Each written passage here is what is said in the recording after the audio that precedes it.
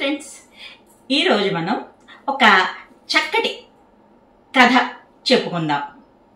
పీత కష్టాలు పీతవి, సీత కష్టాలు సీతవి అనే పెద్దల నానుడి లేదా సామెత విన్నారా? ఎవరి కష్టాలు వాళ్ళకి ఉంటాయి. ఆ ఉద్దేశ్యంతో ఈ సామెతని వాడుతూ ఉంటాం. పీత పడ్డ కష్టాలను, సీతామాత పడ్డ కష్టాలను చెబుతూ చెప్పినటువంటి ఈ కథలో సీతారాముల యొక్క ఔన్నత్యాన్ని మరింత తెలుసుకునే అవకాశం మనకు వచ్చింది. ఇప్పుడు కథలోకి వెళదాం. సీతాదేవిని అపహరించిన రావణుడు ఆమెని అశోకవనంలో ఉంచి త్రిజట అనే రాక్షసిని కాపలాగా ఉంచాడు. నెమ్మదిగా సీత మనసును తన వైపు మంచి మాటలతో తిప్పమని త్రిజటను ఆదేశించాడు రావణాసురుడు. కానీ కొద్ది కాలానికే త్రిజటకి సీత అంటే అభిమానం ఏర్పడింది. ఒకరోజు త్రిజటకు రావణ సంహారం జరిగినట్లు కల వచ్చింది. లంకలో తన స్నేహితురాళ్లతో సముద్ర తీరంలో కూర్చొని తనకు వచ్చినటువంటి కల గురించి చెప్పింది త్రిజట.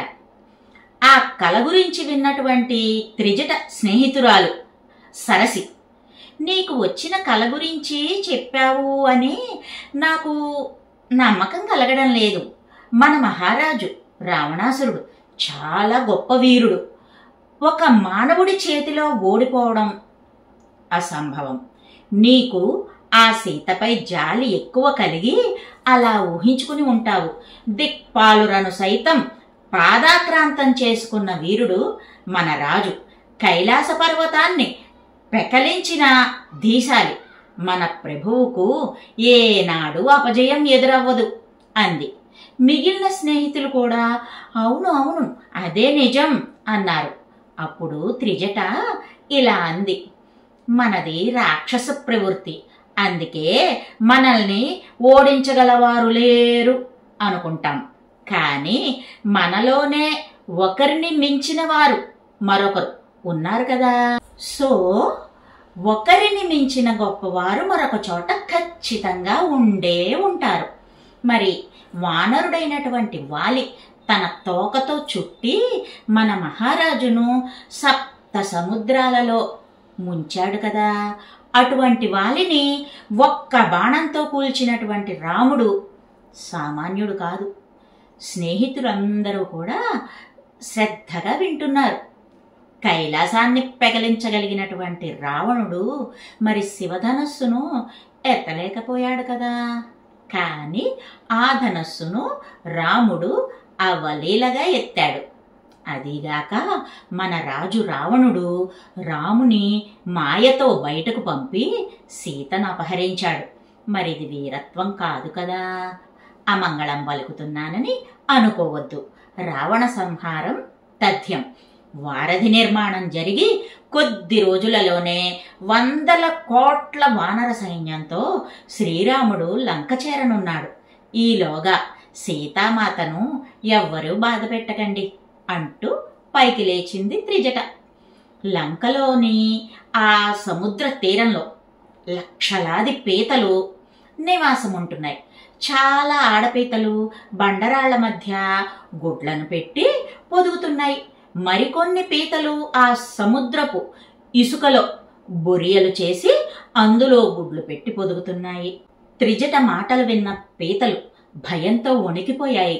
గబగబా తమ మహారాజు కొండినీర్ గుడి దగ్గరికి వెళ్ళి, ప్రభూ, మన జాతి అంతరించే సమయం వచ్చినట్టుంది, మీరే ఏదైనా ఉపాయం ఆలోచించాలి అన్నాయి. ఏమైంది మిత్రులారా, మన జాతికి వచ్చిన ఆ ప్రమాదం ఏంటి? తుఫాను వంటిది వచ్చే సూచనలేమీ నాకు కనబడటం లేదు అంటూ ప్రశ్నించాడు పీతలరాజు. మరి ఇప్పుడు రాబోయే ప్రమాదం తుఫాను కంటే పెద్దది మహారాజా. శ్రీరాముడు 100 కోట్ల వానర సైన్యంతో, భల్లూక సైన్యంతో లంక మీదకి దండెత్తుతున్నాడు.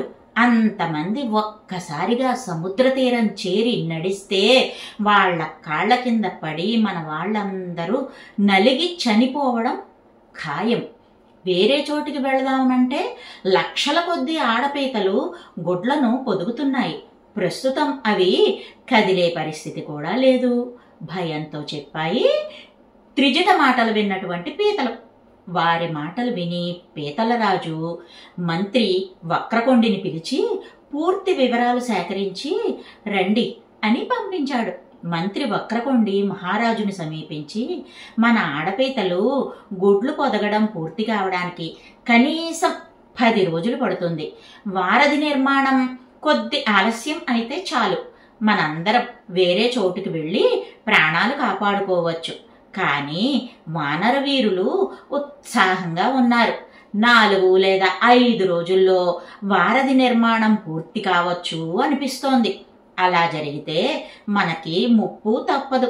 వారధి నిర్మాణం ఆలస్యం అయ్యేలా చూడమని దేవుని ప్రార్థించడం తప్ప మనం చేయగలిగింది ఏమీ లేదు బాధపడుతూ చెప్పాడు వక్రకొండి.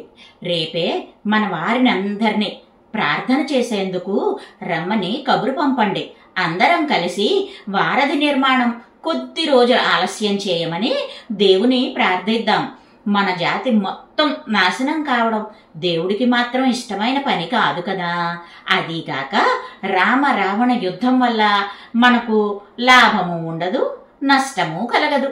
మన జాతిని కాపాడుకోవడం నా బాధ్యత అన్నాడు పీతలరాజు. మరి అశోకవనంలో సీత దగ్గరకు వెళ్ళింది త్రిజట. నా రాముడు ఎప్పుడు వస్తాడో నీకేమైనా తెలుసా అంది సీత. నీ ఓదార్పు మాటలే నన్ను ప్రాణాలతో ఉండేలా చేశాయి. ఆ శుభవార్త మొదటగా నీ నోటి నుండి వినాలని నా కోరిక అన్నది సీత. అమ్మా, నీతో 4 మంచి మాటలు మాట్లాడే అదృష్టం నాకు దక్కింది. ఇక విషయం ఏంటంటే 100 కోట్ల వానర సైన్యం, 50 కోట్ల భల్లూక సైన్యం యుద్ధానికి సిద్ధంగా ఉన్నారంట. ఎప్పుడు రాక్షస సంహారం చేద్దామా అని వాళ్ళందరూ ఉత్సాహంతో ఉన్నారు. వారధి నిర్మాణం త్వరలో ప్రారంభం జరుగుతుంది. మొదలు పెడితే 5 రోజులు చాలు. తరువాత రావణ సంహారం జరిగి తీరుతుంది. సీతను ఓదారుస్తూ చెప్పింది త్రిజట. ఇక్కడ ప్రతి క్షణం ఒక్క యుగంలాగా గడుపుతున్నాను. వారధి నిర్మాణం త్వరగా పూర్తి కావాలని ప్రార్థన చేస్తాను అంది సీత. మీ కోరిక తప్పక నెరవేరుతుంది కానీ అంటూ విషయం చెప్పబోతూ తడబడింది త్రిజట. వారధి నిర్మాణానికి ఆటంకాలేమీ లేవు కదా అంటూ ఆందోళనగా అడిగింది సీతమ్మ తల్లి. తల్లి, ఇదంత ముఖ్య విషయం కాదు, కానీ నీ వద్ద నేను ఏ విషయము ఎప్పుడు దాచలేదు. వారధి నిర్మాణంలో జాప్యం కోరుతూ మన సముద్ర తీరంలో ఉండేటటువంటి పీతలు రేపు ప్రార్థన చేద్దాం అనుకుంటున్నాయంట. విషయం విని ఆశ్చర్యపోయింది సీత. రామకార్యం ఆలస్యం కావాలని కోరుతూ ప్రార్థన చేసి వేడుకుంటున్నాయా? ఎందువల్ల అని నీరు నిండిన కళ్ళతో బేలగా అడిగింది సీతమ్మ. అమ్మా సీత, లక్షలాది పీతలు సముద్ర తీరంలో గుడ్లను పెట్టి పొదుగుతున్నాయి. ప్రస్తుతం అవి కదిలే పరిస్థితిలో లేవు. వారధి నిర్మాణం కొద్ది ఆలస్యమైతే వాటి పని కొద్ది దినాలలో పూర్తవుతుంది. ఆ తరువాత అవి సురక్షిత ప్రాంతానికి వెళదాము అనుకుంటున్నాయి. లేదంటే వారధి దాటి వచ్చే వానర భల్లూకాల కాళ్ల కింద పడి నలిగి చనిపోతాయి. తమ జాతి రక్షణార్థం ఈ సాహసం చేయ నిశ్చయించుకున్నాయి. పీత కష్టాలు పీతవి అంది త్రిజట. కళ్ళు మూసుకొని క్షణం ఆలోచించింది సీతమ్మ తల్లి. పీతల భయం ఆమె కళ్ళకి అలా కనబడేటప్పటికి మనస్సు ఆందోళనతో భయభ్రాంతమైంది. వెంటనే త్రిజట, నా రాముని కోసం ఎన్నో రోజులు వేచి ఉన్నాను. ఇంకొన్నాళ్ళు వేచి ఉండలేనా? ఆ అల్ప ప్రాణులు నా కోసం బలి కాకూడదు. వాటి కోసం నేను ప్రార్థిస్తాను అంది సీతమ్మ. త్రిజట కళ్ళు చెమ్మగిల్లాయి. మానవత్వం, తోటి ప్రాణులను కూడా తనవారుగా చూసేటటువంటి తత్వం ఉన్నవాళ్ళు దైవస్వరూపులే. భగవద్ నిర్ణయం ఎలా ఉంటుందో వేచి చూద్దాం అంది త్రిజట. అక్కడ సముద్ర తీరంలో పీతల ప్రముఖులందరూ సమావేశమయ్యారు. వారి రాజు కొండిదీర్ఘుడు, మిత్రులారా, ఈరోజు మనం చేసే ప్రార్థనను బట్టి మన జాతి భవిష్యత్తు నిర్ణయింపబడుతుంది. మనం ఎవరి పక్షము కాదు, కేవలం వారధి నిర్మాణం కొద్దిగా ఆలస్యం కావాలని మాత్రమే ప్రార్థిద్దాం. అందరం మనసు పెట్టి వేడుకుంటే ఆ రాముడే మనల్ని కరుణిస్తాడు. నిజానికి ఈ పాటికే మన సంతాన ఉత్పత్తి ప్రక్రియ పూర్తయి ఉండాల్సింది. కానీ మన దురదృష్టమో మరే కారణమో ఈసారి కొద్దిగా ఆలస్యమైంది. ఇంతలో పీతల వేగ అక్కడికి వచ్చాడు. రాజు కొండిదీర్ఘుడు ప్రసంగిస్తున్నవాడు ఏమిటన్నట్లు చూశాడు. మహారాజా, వారధి నిర్మాణం ప్రారంభం కాబోతోంది. యుద్ధంలో రాముడి విజయం తథ్యం. కానీ ఈ యుద్ధంలో కోట్లాది భల్లూక వీరులు మరణించడం కూడా ఖాయం. కానీ ఏ ఒక్కరిలో కూడా ప్రాణభయం లేదు. ఇంకొక విషయం, సాగరానికి ఆవల వైపు ఉన్నటువంటి ఉడుతలు శ్రీరామునికి సేనకు తమ వంతు సాయం చేయాలని నిర్ణయించుకున్నాయంట. వారధి నిర్మాణానికి చిన్న చిన్న రాళ్ళు, ఇసుక రేణువులు పేర్చి తమ ప్రాణాలను అర్పించైనా సరే రామ విజయానికి చేయూతనిద్దాం అనుకుంటున్నాయంట అని చెప్పాడు. అది విని పీతల ప్రముఖులందరూ ఆశ్చర్యపోయారు. ఇంతలో లంకలో పర్యటించి వచ్చిన మరికొంతమంది వేగులు ఇలా చెప్పారు.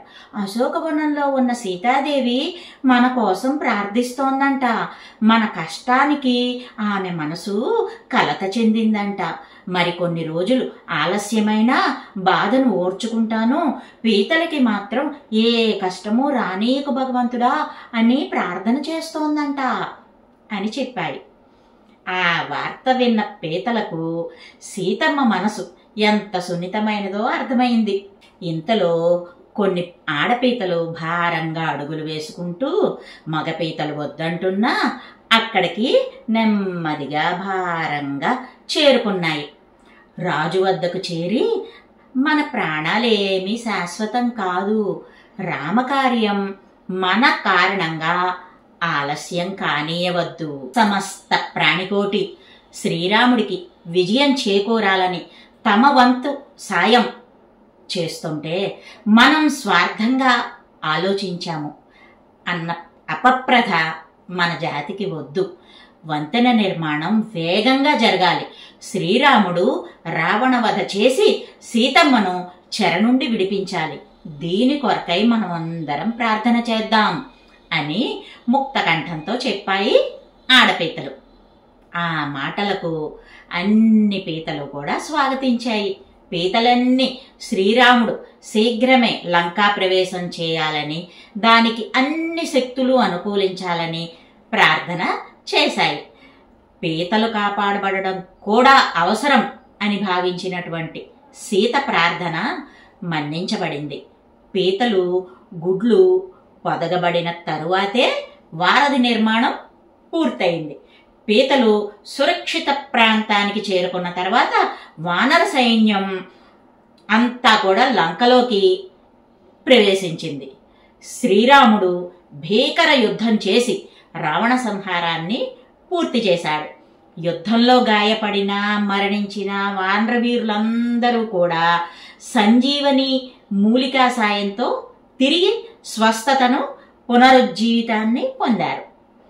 ధర్మం వైపు నిలిచిన విభీషణుడు, మండోదరి, త్రిజట అలాంటి కొద్ది మంది రాక్షసులు మాత్రం మిగిలారు. ధర్మం జయించింది. సన్మార్గంలో సంచరించాలి, ధర్మ మార్గాన్ని అనుసరించాలి. అది మనకు విజయాన్ని అందిస్తుంది. మనం రక్షింపబడతాం. ఇదే ఈ కథలో నీతి. మరో మంచి కథతో మళ్ళీ మీ ముందుకు వస్తా. జై శ్రీరామ్.